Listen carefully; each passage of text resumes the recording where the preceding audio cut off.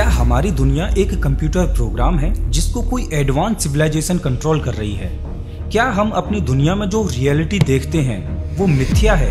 क्या हो अगर मैं आपसे कहूं कि हम एक सिमुलेटेड दुनिया यानी एक कंप्यूटर प्रोग्राम के अंदर रहते हैं और जिस दुनिया को हम रियल समझते हैं वो रियल है ही नहीं। साल 2003 में निक बॉस्ट्रम ने एक थ्योरी दी थी कि हमारी दुनिया असली है ही नहीं। हम जिस दुनिया में रह रहे हैं वो एक छलावा है, एक मायाजाल है। हमारी दुनिया कंप्यूटर कोड्स के द्वारा बनाई गई है जो हमें केवल रियलिटी का आभास कराते हैं। असली दुनिया की सच्चाई हमारी कल्पना के परे है। हम इस दुनिया में जो भी देखते हैं और महसूस करते हैं वो वास्तव में एक माया है जो हमारे साथ एक छलावे का खेल खेल रही है।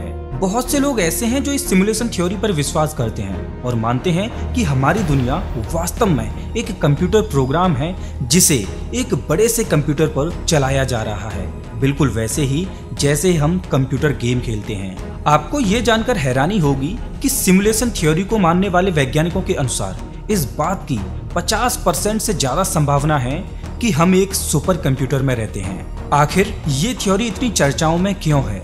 क्यों ज्यादातर लोग सिमुलेशन थ्योरी पर विश्वास करते हैं? तो आपको बता दूं कि हमारी दुनिया का बर्ताव कुछ ऐसा है जो इस ओर इशारा करता है कि हमारी दुनिया सिमुलेटेड है। वो क्या संकेत हैं जो हमारी दुनिया की सत्यता पर सवाल उठाते हैं? चलिए जानते हैं। नमस्कार दोस्तों, मैं हूं श्याम तोमर, स्वागत करता हूं आपका इस वीडियो में।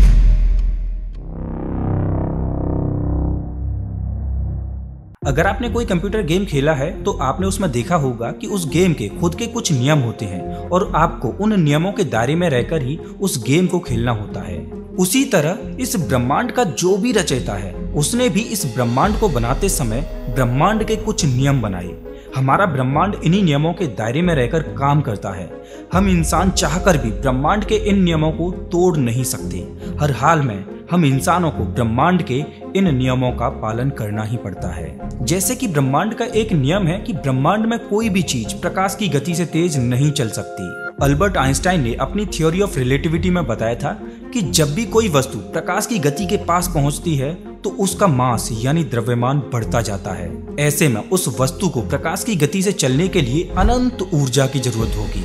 ब्रह्मांड में केवल वही चीज प्रकाश की गति से ट्रेवल कर सकती हैं जिनमें कोई भी मास यानी द्रव्यमान ना हो। और ब्रह्मांड में ऐसी एक चीज है फोटोन पार्टिकल, जिसमें कोई भी मास नहीं होता, जो कि खुद प्रकाश है। खुद प्रकाश को छोड़कर कोई भी चीज इस ब्रह्मांड में प्रकाश की गति की बराबरी नहीं कर सकती। और प्रकाश की भी इस ब्रह्मांड में चलने की एक स्पीड लिमिट है जो कि 3 लाख किलोमीटर प्रति सेकंड है। ब्रह्मांड में खुद प्रकाश भी 3 लाख किलोमीटर प्रति सेकंड की रफ्तार से तेज नहीं चल सकता। अब यहाँ पर एक सवाल आता है कि हमारे ब्रह्मांड में ट्रेवल करने की स्पीड लिमिट क्यों है? क्यों हम इस ब्रह्मांड में प्रकाश की गति से तेज नहीं चल सकते? तो शायद इसका जवाब सिमुलेशन हाइपोथेसिस में छुपा है। हम अक्सर देखते हैं कि हमारा कंप्यूटर चाहे कितना ही पावरफुल क्यों ना हो, लेकिन उसकी भी एक प्रोसेसिंग लिमिट होती है।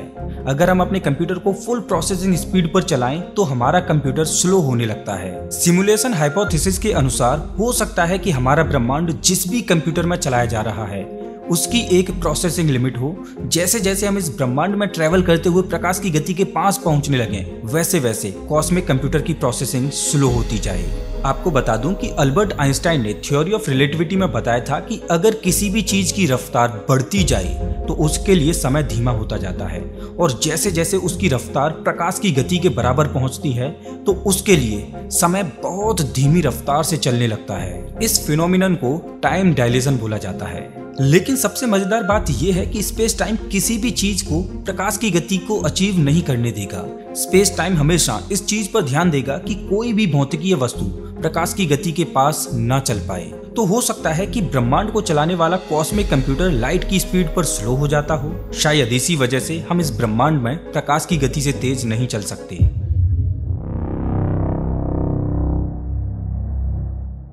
आज इलोन मस्क को तो हर कोई जानता है जो हमेशा फ्यूचर टेक्नोलॉजी पर काम करते हैं। सिमुलेशन हाइपोथेसिस पर इलोन मस्क ने एक तर्क दिया कि आज से करीब 40 साल पहले हम इंसानों ने एक ऐसे वीडियो गेम को बनाया था जिसको केवल एक डॉट और एक रेक्टेंगल के सहारे ही खेला जा सकता था।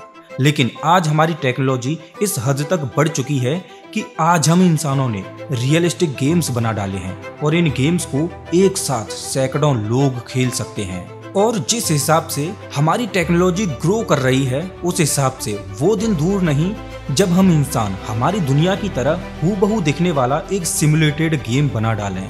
इलोन मस्क का मानना है कि जब हम इंसान एक सिमुलेटेड रियलिटी बना सकते हैं तो इस बात की भी प्रबल संभावना है कि हम जिस दुनिया में रह रहे हैं वो भी एक सिमुलेटेड दुनिया हो, जिसको कोई हायर बीइंग कंट्रोल कर रही हो, और उस हायर बीइंग को आप भगवान भी बोल सकते हो।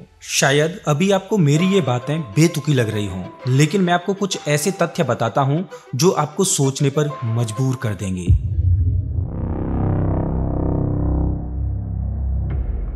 ब्रह्मांड की परफेक्शन सच में हैरान कर देती है। इसमें कोई दो राय नहीं कि बनाने वाले ने इस ब्रह्मांड को इस तरह से परफेक्टली डिजाइन किया है जिसमें गलती की कोई गुंजाइश नहीं। सूक्ष्म स्तर से लेकर बड़े स्केल तक इस ब्रह्मांड में हर एक चीज को परफेक्टली बनाया गया है। जैसे कि सोचकर देखो कि अगर पृथ्वी के पास ग्रेविटी ना होती तो क्या होता। इस ब्रह्मांड में ग्रेविटी एक ऐसा फोर्स है जो पूरे ब्रह्मांड को संतुलित किए हुए है। हमारा तारामंडल ग्रेविटी की वजह से संतुलन में है।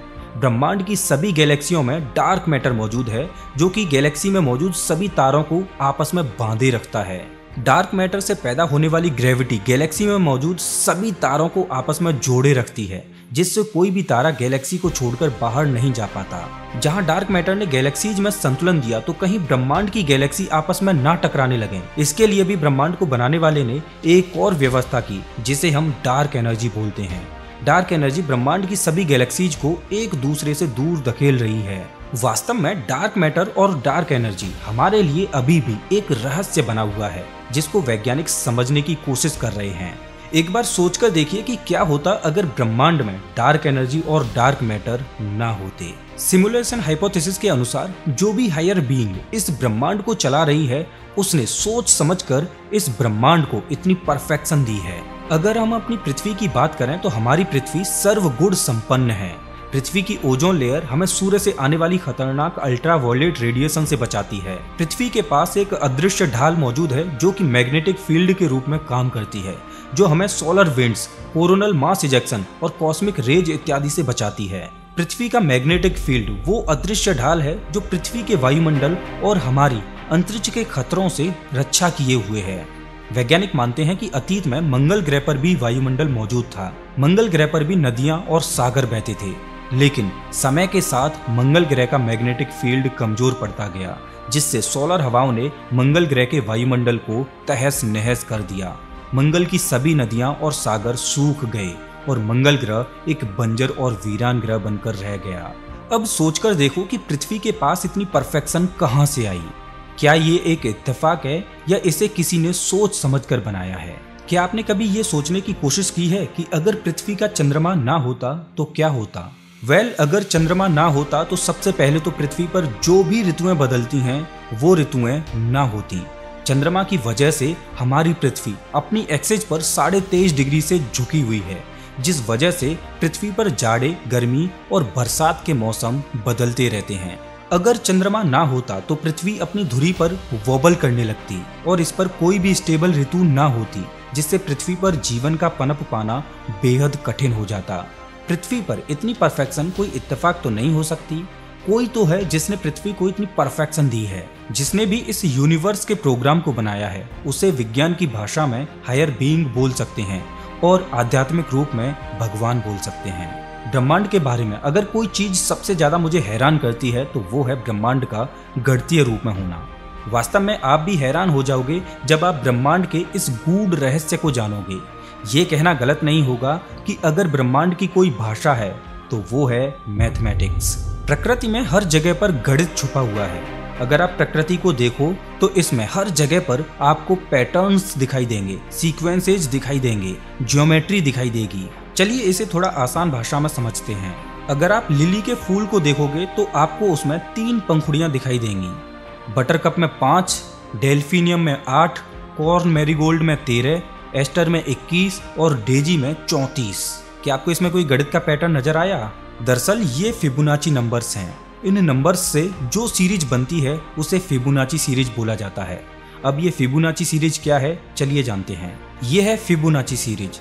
इसमें अगर आप 0 को 1 से जोड़ोगे तो रिजल्ट 1 आएगा और इस रिजल्ट को 1 से जोड़ोगे तो रिजल्ट 2 आएगा, और आप इन दोनों नंबर्स को जोड़ोगे तो 3 आएगा, और आप इन दोनों को जोड़ोगे तो रिजल्ट 5 आएगा। इसी तरह से ये फिबोनाची सीरीज चलती जाती है। इन फिबोनाची नंबर्स को प्रकृति में हर जगह पर देखा जा सकता है। जैसे कि हमारे 2 हाथ होते हैं, दोनों हाथों में 5 उंगली होती हैं, एक उंगली 3 जॉइंट्स में डिवाइड होती है। अगर आप पैटर्न को समझ पाओ तो ये फिबोनाची नंबर्स हैं। कहने का मतलब हमारी बॉडी के अंदर जो भी पार्ट्स होते हैं वो भी फिबोनाची नंबर्स में ही एडजस्ट करते हैं। अगर आपने पाइनएप्पल के ऊपर स्पाइरल देखे हैं तो वो भी फिबोनाची सीरीज को फॉलो करते हैं। सूरजमुखी में बने स्पाइरल भी फिबोनाची सीरीज को ही फॉलो करते हैं। दोस्तों, प्रकृति में गणित का जादू यहीं खत्म नहीं होता। आप जरा इन तस्वीरों को देखिए। अगर आप गौर से देखो तो आपको इन सभी तस्वीरों में एक जैसा पैटर्न नजर आ रहा होगा। प्रकृति में मौजूद इस पैटर्न को गोल्डन रेशियो बोला जाता है। प्रकृति के अंदर अगर आपको कोई भी चीज सुंदर दिखाई देती है तो समझ लो कि उसके अंदर गोल्डन रेशियो छुपा हुआ है। आप ये बोल सकते हो कि गोल्डन रेशियो ब्यूटी कोड है। कहने का मतलब प्रकृति के अंदर जो भी चीज आंखों से देखने में सुंदर दिखाई देती है उसमें गोल्डन रेशियो छुपा होता है। आजकल के चित्रकार गोल्डन रेशियो को ध्यान में रखकर ही कोई भी आर्ट बनाते हैं जिससे वो चित्रकारी देखने में बहुत सुंदर लगती है। अगर आप लियोनार्डो दा विंची की किसी भी पेंटिंग को देख लो तो उन सभी में गोल्डन रेशियो छुपा हुआ है। मिस्र के पिरामिड को भी गोल्डन रेशियो को ध्यान में रखकर ही बनाया गया था। जो भी ब्रह्मांड का रचयिता है उसने ब्रह्मांड की सभी चीजों को, चाहे वो छोटी हो या बड़ी हो, सबको गोल्डन रेशियो को ध्यान में रखकर ही बनाया है। अब आप सोच रहे होंगे कि भाई ये गोल्डन रेशियो कहाँ से आया? तो याद है ना फिबोनाची सीरीज। इसमें पिछले वाले नंबर को उससे पहले वाले नंबर से डिवाइड करने पर क्या वैल्यू मिलती है। अगर आप देख पाओ तो इन सभी डिविजन्स में वैल्यू एक खास नंबर की ओर अप्रोच कर रही है और वो नंबर है 1.6180। और इसी मैजिकल नंबर को गोल्डन रेशियो बोला जाता है जो कि प्रकृति में हर जगह पर विद्यमान है। ये कहना गलत नहीं होगा कि ब्रह्मांड का रचयिता एक बहुत बड़ा मैथमेटिशियन है, क्योंकि ब्रह्मांड की हर एक चीज में गणित छुपा हुआ है। हमारा ब्रह्मांड गणितीय रूप से इतना परफेक्टली डिजाइन है कि अगर इसमें कोई छोटा सा भी बदलाव किया जाए तो वो पूरे ब्रह्मांड के संतुलन को बिगाड़ देगा। निकोला टेस्ला का तो यहाँ तक मानना था कि गणित का आविष्कार हम इंसानों ने नहीं किया। गणित तो प्रकृति में पहले से ही मौजूद था, हम इंसानों ने तो सिर्फ गणित को खोजा है। आप जरा सोचकर देखिए कि हमारे वैज्ञानिक कोई भी स्पेस मिशन करते हैं तो वो मिशन सफल होगा या नहीं, वो इस बात पर डिपेंड करता है कि उन्होंने उस मिशन के लिए गणित की कैलकुलेशन को ठीक किया है या नहीं। क्या होता अगर इसरो के वैज्ञानिक चंद्रयान 3 को लॉन्च करने से पहले उस मिशन के लिए की गई कैलकुलेशंस में कहीं भी अगर छोटी सी गलती कर देते तो क्या चांद पर लैंड कर पाना संभव हो पाता? वेल, आप समझ पा रहे होंगे कि मैं क्या कहना चाहता हूँ। क्या ब्रह्मांड का मैथमेटिकली परफेक्टली डिजाइन होना एक इत्तेफाक है, या ब्रह्मांड को किसी हायर बीइंग ने पहले से ही सारी कैलकुलेशंस करके बनाया है, जैसे हम इंसान किसी कंप्यूटर प्रोग्राम को सारी कैलकुलेशन करने के बाद ही बनाते हैं।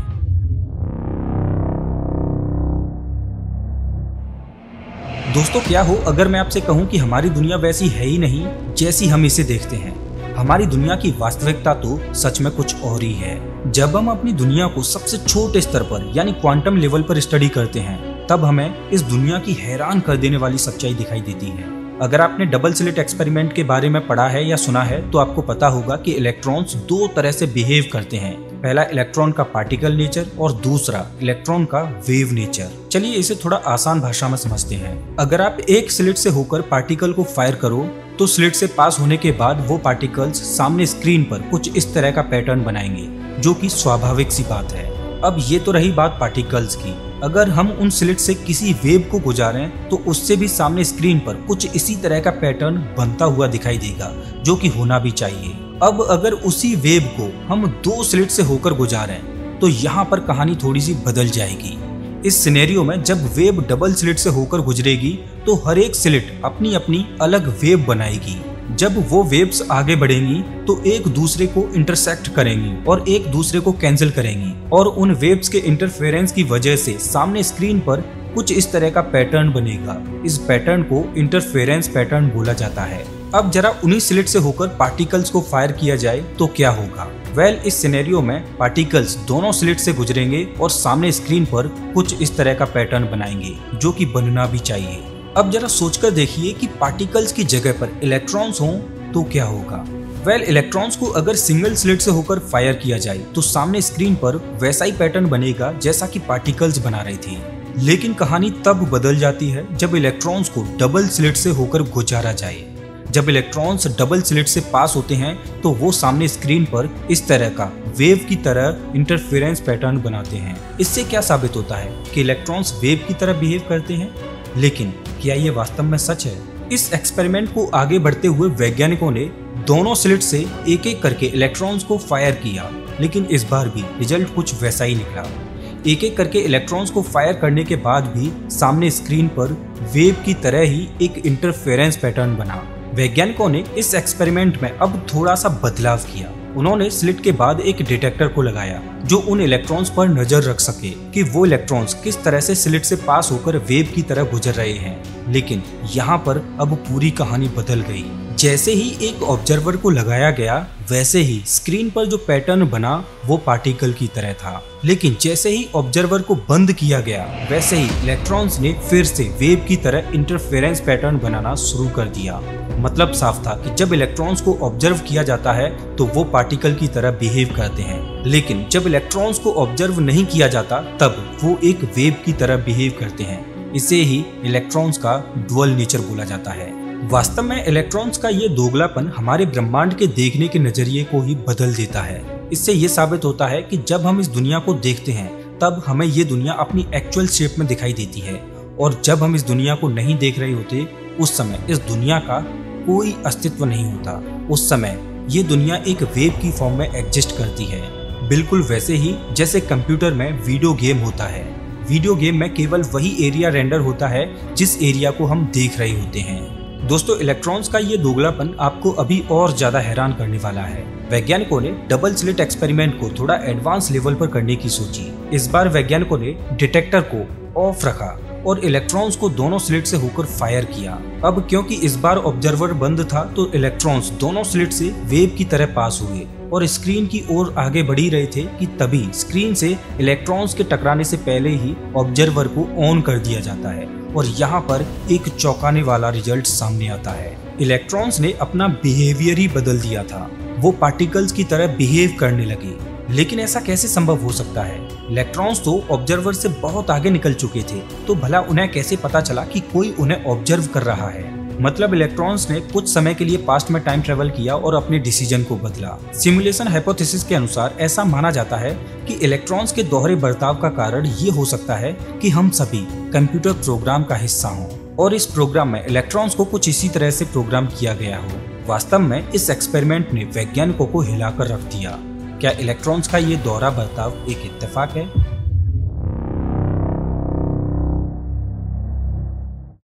जिस तरह से डबल स्लिट एक्सपेरिमेंट में इलेक्ट्रॉन्स का दोहरा बर्ताव दिखाई देता है, उसी तरह क्वांटम इंटेंगलमेंट भी इलेक्ट्रॉन्स के एक रहस्यमयी फिनोमिनन को उजागर करता है। इसको एक एग्जाम्पल से समझिए। मान लो आपके पास दो पासे हैं और जब भी आप दोनों पासों को हवा में उछालते हो तो हर बार दोनों पासों का सम 7 आता है। जैसे कि अगर एक पासे पर 6 आया है तो दूसरे पासे पर 1 आएगा, जिसमें दोनों का सम 7 होगा। और अगर एक पर 5 आएगा तो दूसरे पर 2 आएगा। अगर एक पर 4 आएगा तो दूसरे पर 3 आएगा।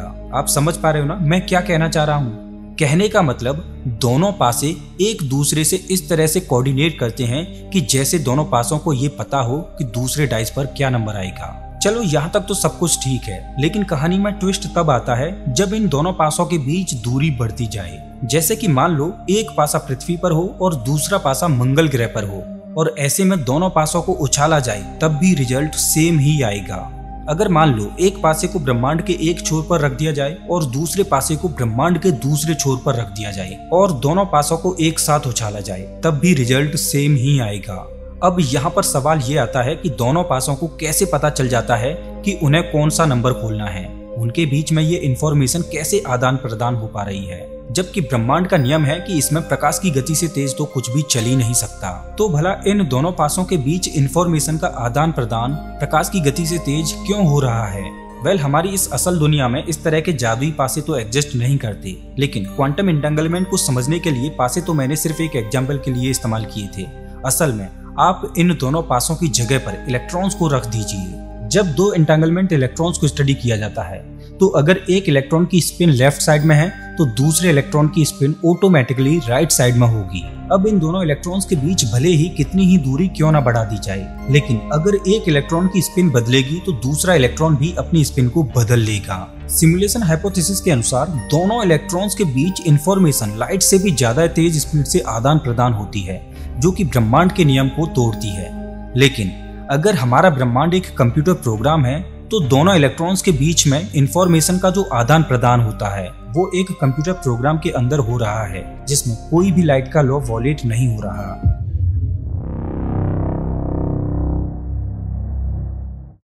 क्या आपको ये बात अजीब नहीं लगती कि हमारी गैलेक्सी मिल्की वे में अरबों खरबों तारे हैं और इस ब्रह्मांड में हमारी मिल्की वे गैलेक्सी की ही तरह अरबों खरबों गैलेक्सियां भरी पड़ी हैं, लेकिन आज तक हमें किसी भी एलियन लाइफ के संकेत नहीं मिले। आज तक ना तो हम किसी एलियन जीव से मिले हैं और ना ही हमने आज तक किसी दूसरे ग्रह पर एलियन लाइफ को खोजा है।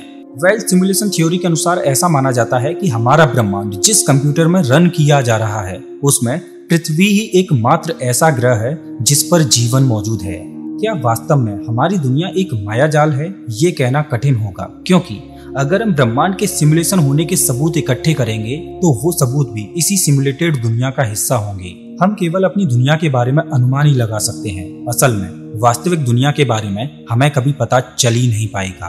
अगर एक बार के लिए ये मान भी लिया जाए कि हमारी दुनिया एक कंप्यूटर प्रोग्राम है जिसको कोई हायर बीइंग चला रही है, तो ऐसा भी तो हो सकता है कि जिसने भी हमारी दुनिया के प्रोग्राम को बनाया है तो उसकी दुनिया भी तो एक कंप्यूटर प्रोग्राम हो सकती है जिसको उनसे हायर लेवल की सिविलाइजेशन कंट्रोल कर रही हो। ये बिल्कुल वैसे ही है जैसे अगर भगवान ने हमें बनाया तो फिर भगवान को किसने बनाया। सच में ब्रह्मांड इतना रहस्यमयी है कि हम इसके रहस्य को कभी समझ ही नहीं पाएंगे। अगर हम अपने वास्तविक ब्रह्मांड की बात करें तो हमारा ब्रह्मांड इतना बड़ा है जिसमें हमारी औकात एक चींटी के बराबर भी नहीं है।